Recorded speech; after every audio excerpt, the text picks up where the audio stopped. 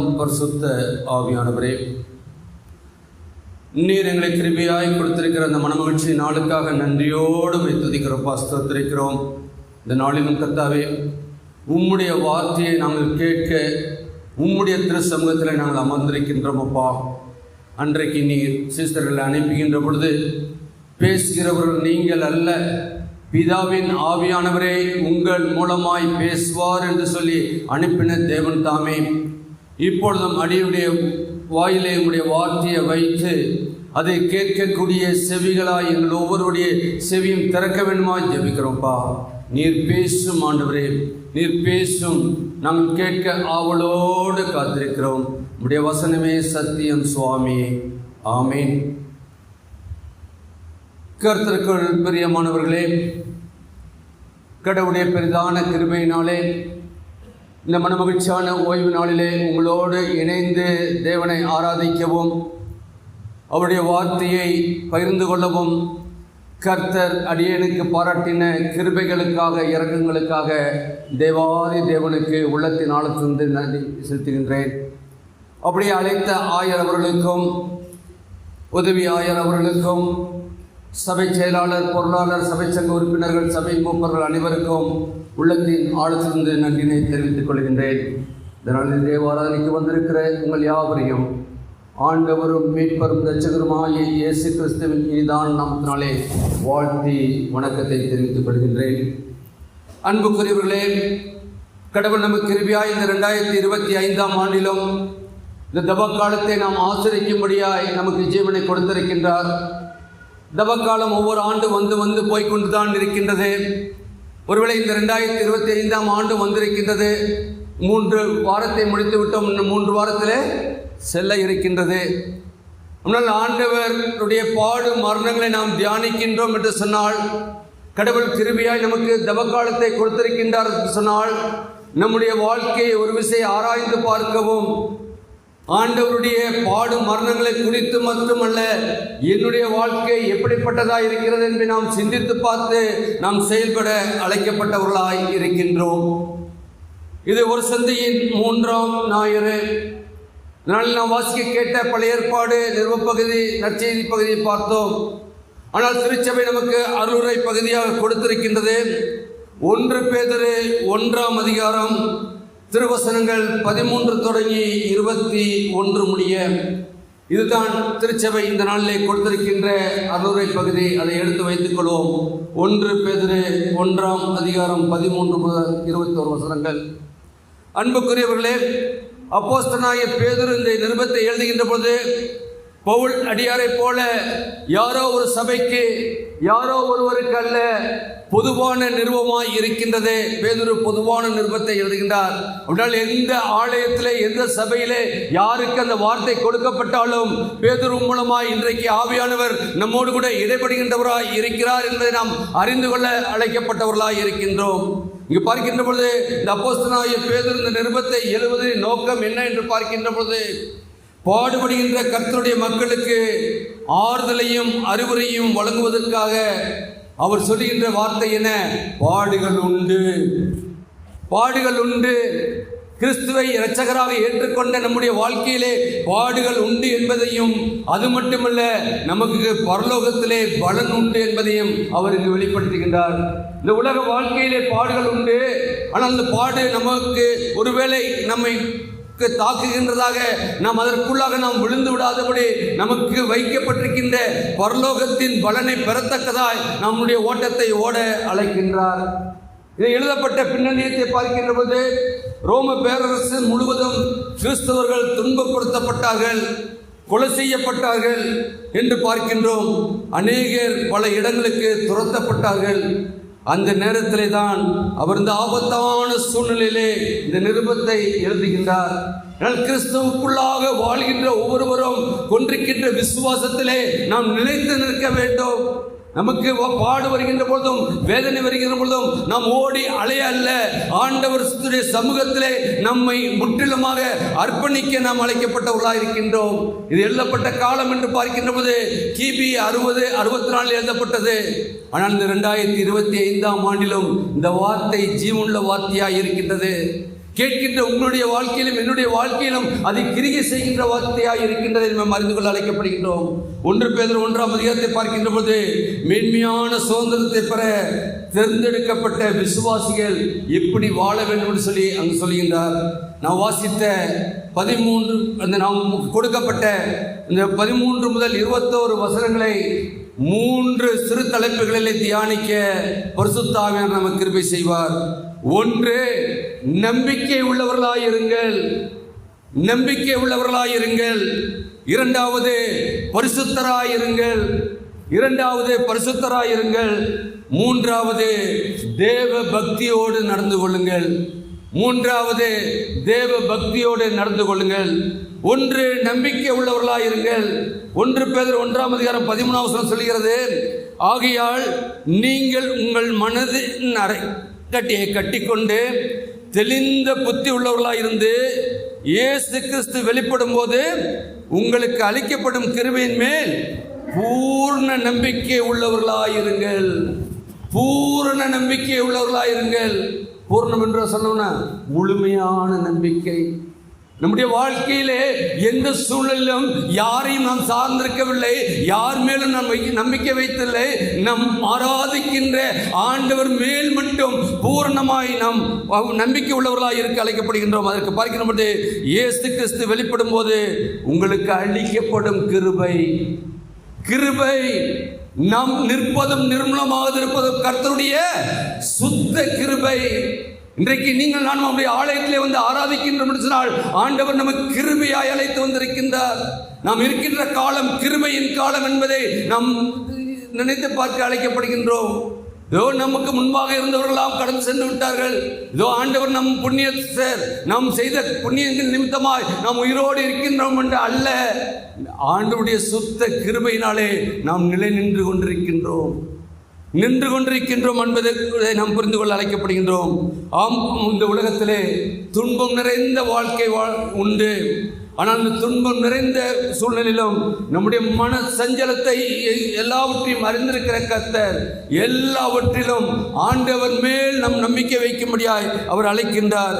அதற்கு நமக்கு தேவையான ஒன்றே ஒன்று, நாம் சுய கட்டுப்பாடோடு தெளிந்த புத்தியோடு வாழ வேண்டும்.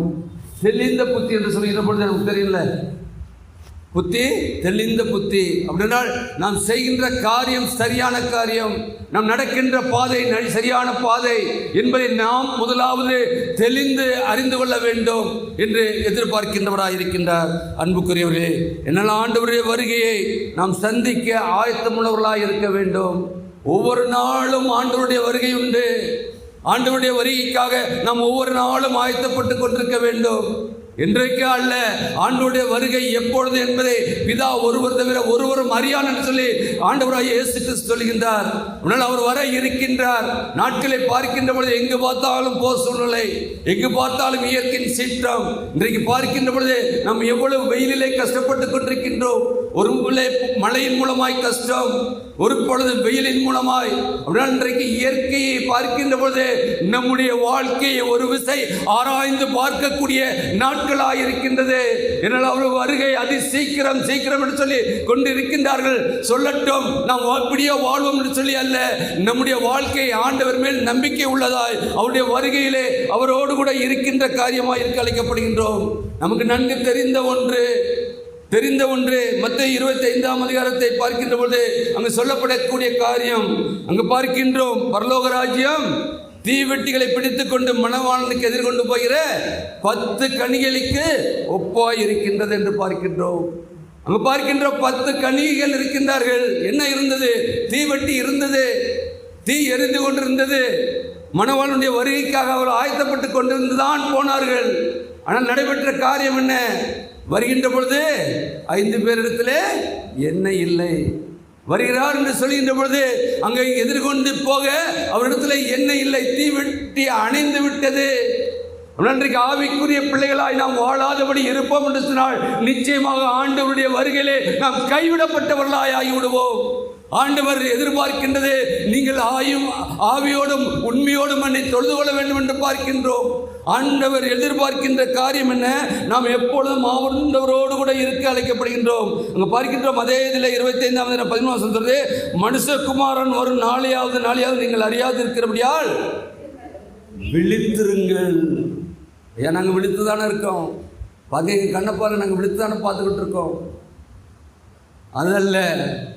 அதல்ல நம்முடைய ஆத்மா எந்த சூழலிலும் பரலோகத்துக்கு உரியதாக இருக்க வேண்டும். அந்த நம்பிக்கை நமக்குள்ளாக இருக்க வேண்டும். நான் நடக்கின்ற வழி ஆண்டவருக்கு ஏற்ற வழி, நான் பேசுகின்ற பேச்சு ஆண்டவருக்கு ஏற்ற பேச்சு, நான் செய்கின்ற காரியம் ஆண்டவருக்கு ஏற்றது என்பதை நாம் எப்பொழுது தெளிந்த புத்தி உள்ளவர்களாய் நாம் உணர்கின்றோமோ அப்பொழுதுதான் ஆண்டவருடைய வருகைக்கு நாம் ஆயத்தப்பட்டவர்களாய் இருக்கின்றோம் என்பதை நாம் அறிந்து கொள்ள அழைக்கப்படுகின்றோம். அன்புக்குரியவர்களே, அவருடைய சித்தத்திற்கு நம்மை அர்ப்பணித்து வாழ இந்த கிருபையின் காலம் நமக்கு கொடுக்கப்பட்டிருக்கின்றது. இந்த கிருபையின் காலம் நமக்கு கொடுக்கப்பட்டிருக்கின்றது என்று நாம் பார்க்கின்றோம்.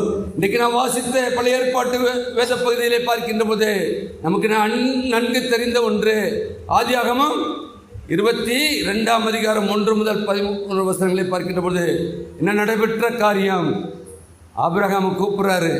என்ன சொல்றாரு? உன்னுடைய ஒரே மைந்தனை, உன் புத்திரனும் ஏகசுதனும் உன் நேசகுமாரனான ஈசாக்கை நீ இப்பொழுது அழைத்து கொண்டு போய் மோரியா தேசத்து போய் அங்கே நான் உனக்கு குறிக்கிற மலையின் ஒன்றின் மேல் என்ன பண்ணுமா, அவனை தகன பலியிடு. நினைச்சு பாருங்க.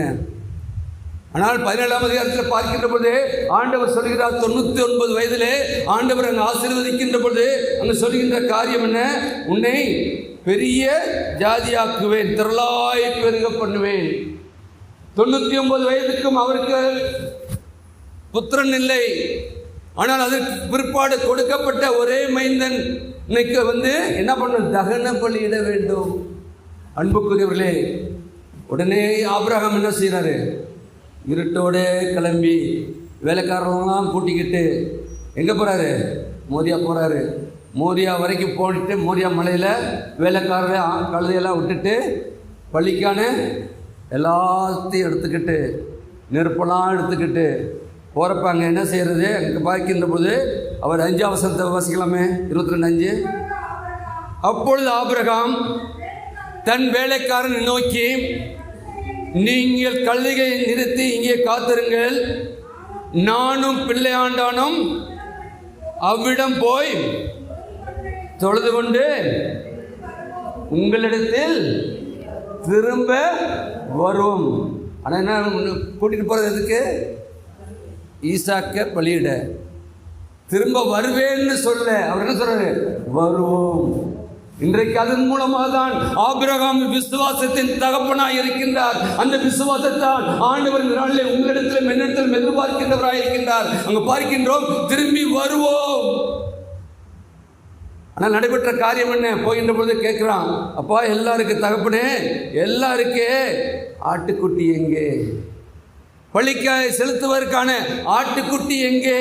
அங்கு பார்க்கின்ற பொழுது அவன் சொல்லுகின்ற பொழுது அங்கே பாருங்க, கர்த்தர் பார்த்து கொள்ளுவார். அல்லேலூயா. கர்த்தர் பார்த்து கொள்ளுவார்.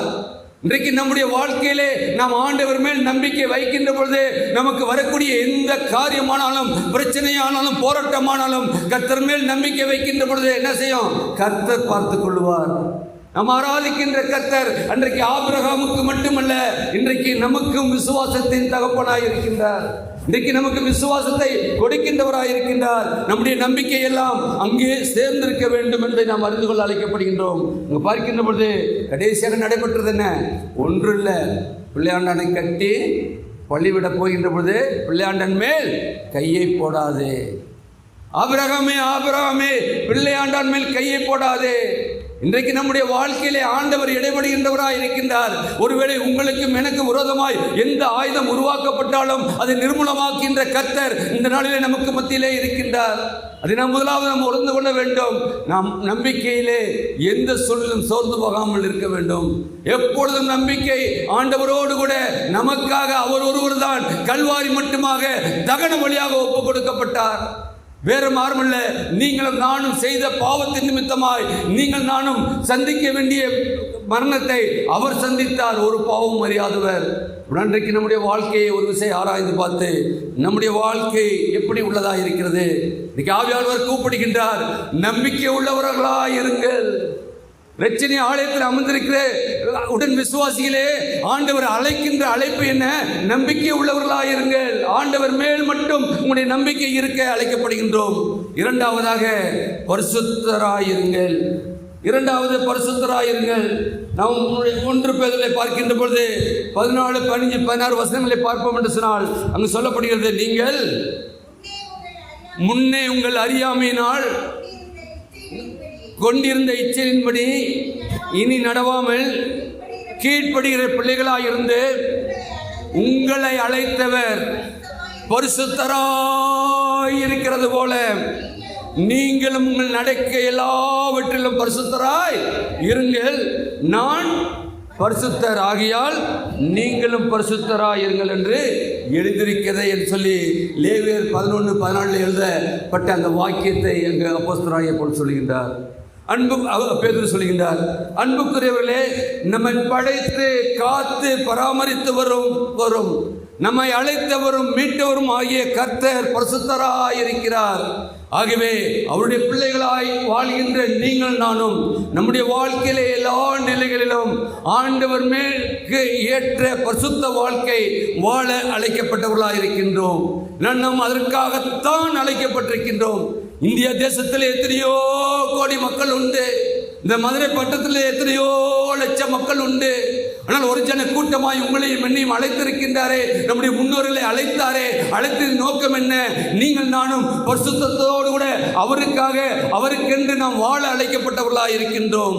1 கொரிந்தியர் 7:20 சொல்லுகின்றது, அவன் தன் அழைக்கப்பட்ட நிலைமையிலே நிலைத்திருக்க கடவன். இன்னைக்கு நம்மை அழைத்த கர்த்தர் நம்முடைய நிலைமையிலே நிலைத்திருக்க அழைக்கின்றார். நான் அவரை போல இல்லை, இவரை போல இல்லை, அல்ல. நாம் எதற்காக அழைக்கப்பட்டோமோ அந்த அழைப்புக்கு பாத்திரவான்களாய் நாம் இருக்க அழைக்கப்பட்ட நிலைமையிலே, எந்த நிலைமையிலே நாம் அழைக்கப்பட்டிருக்கின்றோம் என்று அறிந்திருக்கின்றோம். நாம் அவரிடத்திலே வருவதற்கு எந்த இதில்லை. ஆனால் ஆண்டவர் நம்மை கிருபையாய் நம்முடைய சபையிலே சேர்த்திருக்கின்றார்.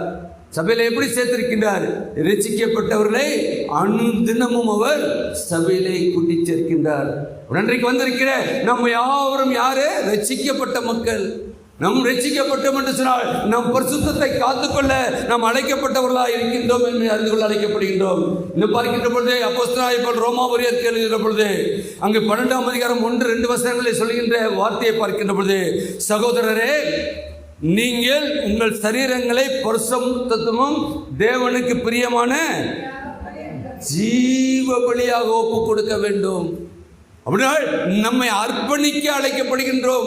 இந்த தப காலம் என்பது ஏதோ ஆண்டவர் அர்ப்பணித்தார், ஆண்டவருடைய பாடு மரணங்களை குறித்து தியானிக்க அல்ல, சிலுவையை நோக்கி பார்க்கின்ற பொழுது அவர் தன்னையே ஜீவ பலியாக ஒப்பு கொடுத்திருக்கிறாரே. அப்படின்னா நான் என்னை எவ்வளவு தாழ்த்த முடியுமோ அந்த தாழ்த்தி அவருடைய கிருபாசன தண்ணியிலே நம்மை ஜீவ பலியாக ஒப்பு கொடுக்க அழைக்கப்படுகின்றோம். அது மட்டுமல்ல, தேவனுடைய இரக்கங்களை முன்னிட்டு உங்களை வேண்டிக் கொள்கிறேன், இதுவே நீங்கள் செய்யத்தக்க புத்தி உள்ள ஆராதனை. இன்றைக்கு நாம் ஆராதிக்க வந்திருக்கின்றோம்.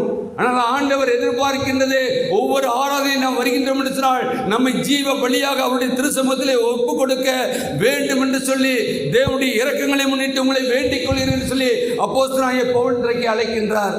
ஆம் அன்புக்குரியவர்களே, அப்படின்னா நாம் எப்படிப்பட்ட ஆராதனை நடத்தி கொண்டிருக்கின்றோம் என்பதை நாம் அறிந்து கொள்ள அழைக்கப்படுகின்றோம். அது 2ஆம் வசனம் சொல்கிறது 12, நீங்கள் இந்த பிரபஞ்சத்துக்கு ஒத்த வேஷம் தெரியாமல் தேவனுடைய நன்மையும் பிரியமும் பரிபூர்ணமான சித்தம் என்றிருந்தது பகுத்தறியத்தக்கதாக உங்கள் மனம் புரிதாக்கிறதுனாலே மறுரூபமாகுங்கள். அப்படின்னா இன்றைக்கு தவ காலத்திலே நாம் என்ன ஆக வேண்டுமா? மறுரூபமாக வேண்டும். இன்றைக்கு நமக்கு நன்கு தெரிந்த ஒன்று, ஆண்டவருடைய வருகையிலே நொடிப்படுதலே ஆண்டவருடைய வருகை இருக்கும். எக்கால சத்தத்தோடு வர இருக்கின்றார். வருகின்ற பொழுது என்ன ஆகும்? மரித்தவர்கள் முதலாவது இருந்திருப்பார்கள். சொல்றோம்ல, கேட்கிறோம்ல, உயிரோடு இருக்கிற நாமும் எடுத்துக்கொண்டு போக என்ன பண்ணோம்? மறுரூபமாக்கப்பட வேண்டும். ஆண்டவருடைய திரு சமூகத்திலே நாம் சேர வேண்டும் என்று சொன்னால் நம்முடைய வாழ்க்கையிலே ஒரு மறுரூப வாழ்க்கை வேண்டும். ஆண்டவர் அதைத்தான் விரும்பி இந்த தவ காலத்தை நமக்கு கிருபையாய் கொடுத்திருக்கின்றார். எனவே நீங்கள் நானும் உங்கள் மனம் புதிதாகலே மறுரூபமாகுங்கள். மறுரூபமாகின்ற ஒரு வாழ்க்கை, நாம் வாழ்ந்த வாழ்க்கையே அல்ல, கடந்து வந்த பாதையே அல்ல, இனி ஆண்டவர் எனக்கு வைத்திருக்கிற பாதையிலே நான் நடப்பேன். அதனால ஆண்டவர் சொல்கின்ற பொழுது, அவர் பாடும் மரணங்களை குறித்து நாம் தியானிக்கின்ற பொழுது அவர் சொல்லுகின்றார், ஒருவன் என்னை பின்பற்ற விரும்பினால் தன்னைத்தான் வெறுத்து தன் சிலுவையை சுமந்து கொண்டு என்னை பின்பற்ற வேண்டும். ஆண்டவராய் இயேசு கிறிஸ்து சிலுவையை சுமந்து கொண்டு போனார். உண்மை, சிலுவை பாதை உண்டு, அநேக பாடுகள் உண்டு, வாரினால் அடிக்கப்பட்டார் உண்டு. அப்படினால் அவருடைய அடிச்சுவடுகளை பின்பற்றி நீங்கள் நானும் அதே பாதையிலே செல்ல வேண்டும் சொன்னால், சிலுவையை சுமக்க வேண்டும் சொன்னால், நம்முடைய வாழ்க்கையிலே பாடுகள் உண்டு, எல்லாம் உண்டு. ஆனாலும் ஆண்டவரை நோக்கி, அது எதற்காக? நாம் மறுரூபமாக்கப்படத்தக்கதாய் நம்முடைய வாழ்க்கையிலே இருக்கிற எல்லா பாவ குணங்களும் மாறி ஆண்டவருக்குள்ளாக இருக்க அழைக்கப்பட்டவர்களாக இருக்கின்றோம்.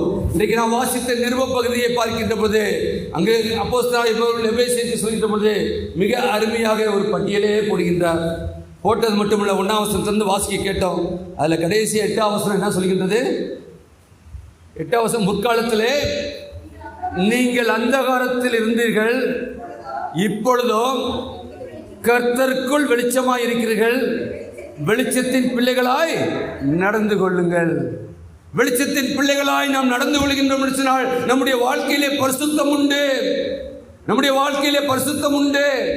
ஏன்னா நாம் இருளுக்கு உரிய மக்கள் அல்ல, நீங்கள் நானும் வெளிச்சத்தின் பிள்ளைகளாக இருக்க அழைக்கப்படுகின்றோம். அப்படின்னா நம்முடைய வாழ்க்கையிலே அங்கே பார்க்கின்ற முற்காலத்திலே நாம் எப்படி இருந்தாலும் அல்ல, ஆண்டவருடைய ரட்சிப்பை அனுபவித்திருக்கின்றோம் சொன்னால் வெளிச்சத்தின் பிள்ளைகளாய் நடந்து கொள்ள அழைக்கப்பட்டவர்களாக இருக்கின்றோம். அன்புக்குரியவர்களே, 2 கொரிந்தியர் 7ஆம் அதிகாரம் 1ஆம் வசனம் சொல்கின்ற பொழுது, பிரியமானவர்களே, மாமிசத்திலும் ஆவியிலும் உண்டான எல்லா சுத்தியும் நீங்க நம்மை சுத்திகரித்துக் கொண்டு பரிசுத்தமாகுதலை தேவ பயத்தோடு பூர்ணப்படுத்துங்கள். அப்படினால் நாம் தேவ பயத்தோடு கூட பூர்ணப்படுத்த கடவோம் என்று சொல்லி அங்கே வேதவசனம் சொல்கின்றது. நாம் மறுரூபமாக்கப்பட வேண்டும், பரிசுத்தமாக்கப்பட வேண்டும். அப்படின்னா நம்முடைய வாழ்க்கையிலே தேவ பயம் வேண்டும். தேவ பயம் இன்னைக்கு இருக்கா? மக்களை பார்த்து சொல்கிறோம்ல, மனுஷனுக்கு தான் பயப்பட மாட்டான், கடவுளுக்காக சொல்ல மக்கள் சொல்லிட்டு சொல்கிறோம். கடவுளுக்காக மக்களை பார்த்து சொல்கிறோம். நம்முடைய வாழ்க்கையை நாம் ஆராய்ந்து பார்க்க அழைக்கப்படுகிறோம். நான் சொல்லுவவர்களாக மட்டுமல்ல, நம்ம மற்றவர்களை நாம் குறைப்படுகின்ற பொழுது என்னுடைய வாழ்க்கை எப்படிப்பட்டதாக இருக்கின்றது என்பதை நாம் இருக்க அழைக்கப்படுகின்றோம். இன்னைக்கு கடவுள் பயம் என்பது இன்றைக்கு இல்லாத ஒரு வாழ்க்கை. அது கிறிஸ்துவை ஏற்றுக்கொண்ட மக்கள் மத்தியிலே இன்னைக்கு எப்படியும் வாழலாம் என்று சொல்லி வாழ்ந்து கொண்டிருக்கின்ற காலங்களில் இருக்கின்றோம். அன்புக்குரியவர்களே, கடவுளை அறியாத மக்கள் எப்படி இருந்தாலும் பரவாயில்லை, ஆண்டவரை இரட்சகராக ஏற்றுக்கொண்ட மக்கள் மத்தியிலே கடவுள் பயம் தேவை.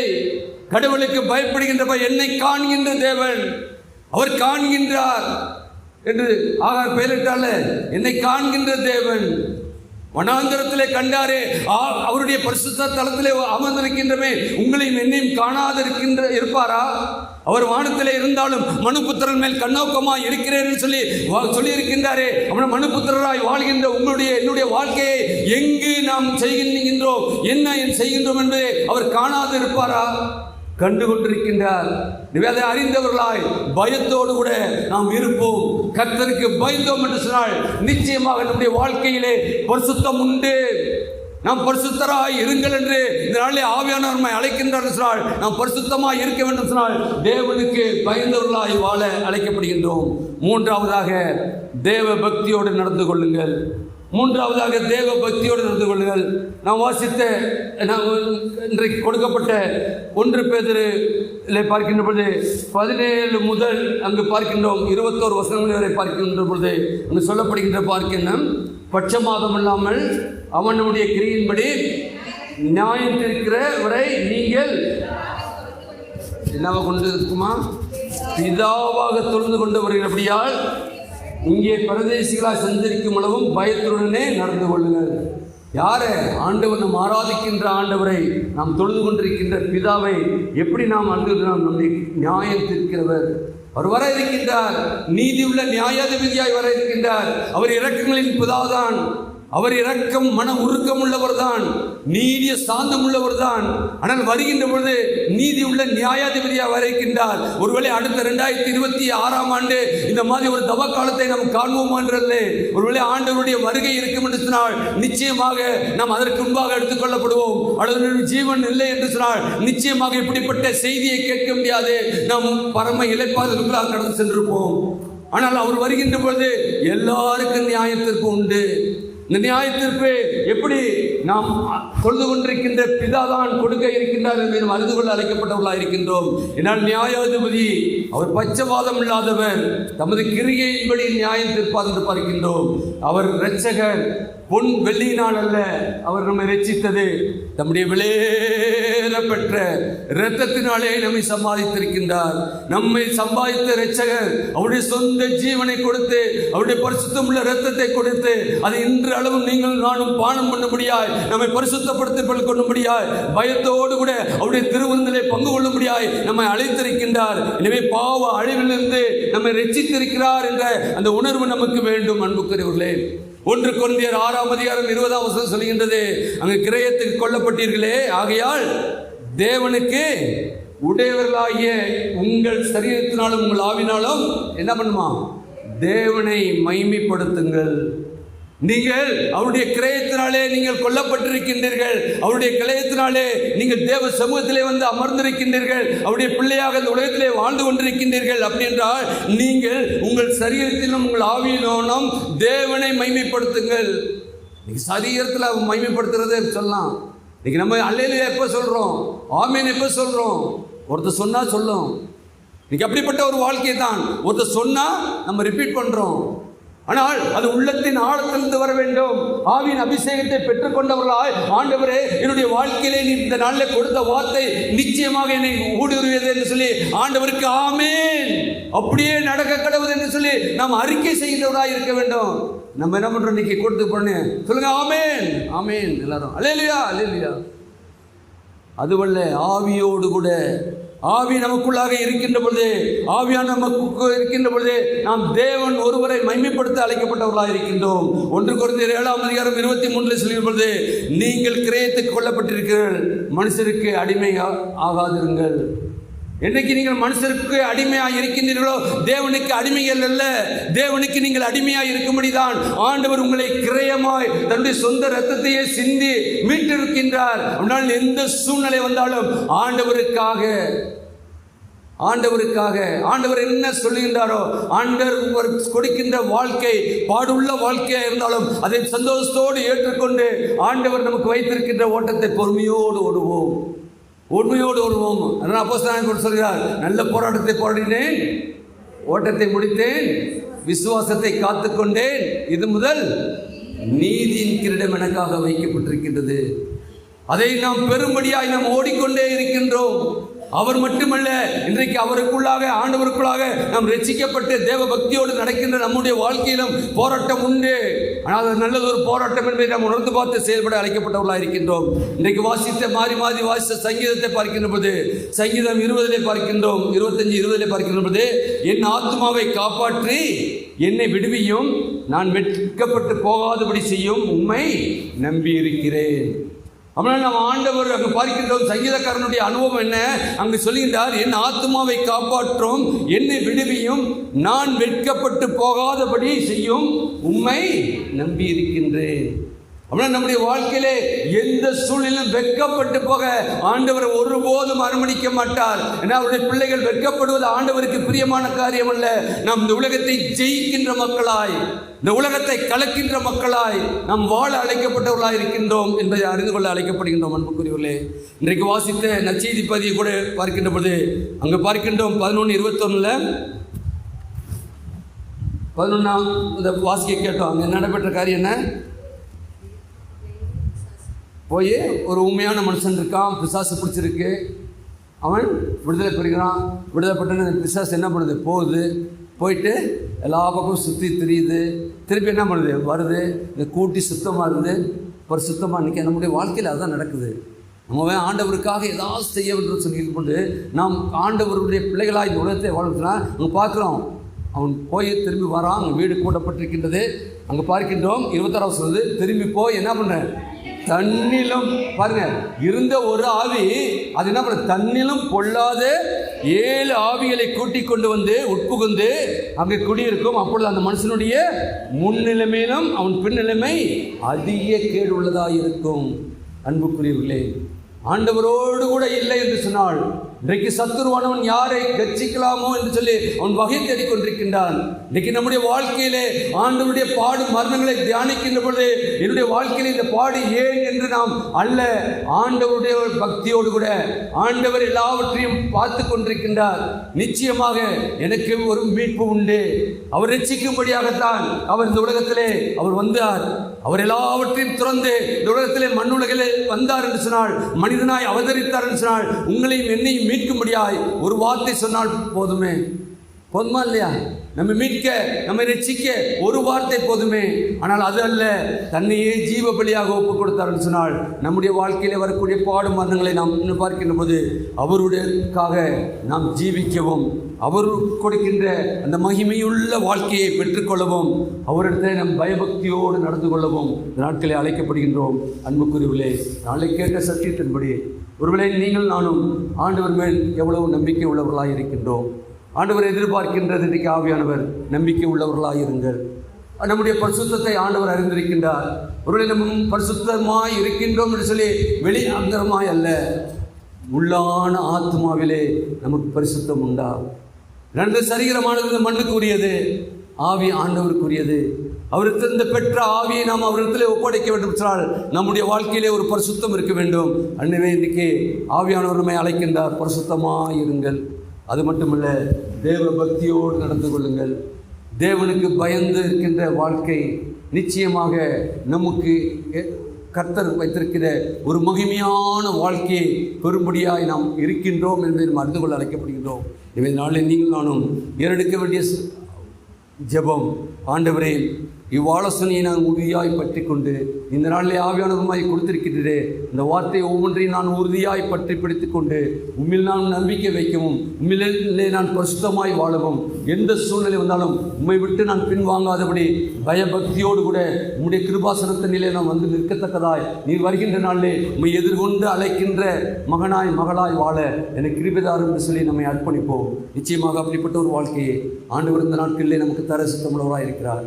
கேட்ட இந்த வார்த்தை நம்முடைய உள்ளங்களிலே 1 30 60 பலன் தர திரியேக தேவன் தாமே கிருபையும் முத்தாசம் செய்வாங்க.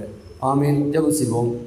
மகா கிருபையும் இரக்கமுள்ள கர்த்தாவே, நீர் எங்களுக்கு கிருபையாய் கொடுத்த ஜீவனுள்ள வார்த்தைக்காக நன்றியோடு துதிக்கிறோம், ஸ்தோத்திரிக்கிறோம். கர்த்தாவே, அப்போஸ்தலனாகிய பேதுரு மூலமாய் கர்த்தாவே அன்றைக்கு கொடுத்த அந்த பொதுவான நிருபத்திலிருந்து ஒரு பகுதியை கர்த்தாவே இந்த நாளில் தியானிக்க முடியாத திருச்சபைகளை அழைத்திருக்கிறதப்பா.